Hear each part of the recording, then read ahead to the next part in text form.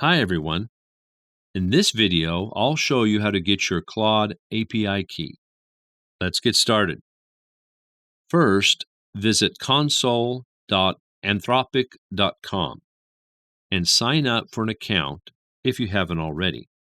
Once you're logged in, click on the Get API Key option from the dashboard. Next, you'll see an option to create a new API key. Click Create Key and give it a name so you can easily identify it later. Your API key will appear on the screen. Make sure to copy it and store it securely, as you'll need it to make requests to the Claude API. And that's it. You've successfully obtained your Claude API key. If you found this video helpful, don't forget to like and subscribe. Thanks for watching, and I'll see you in the next video.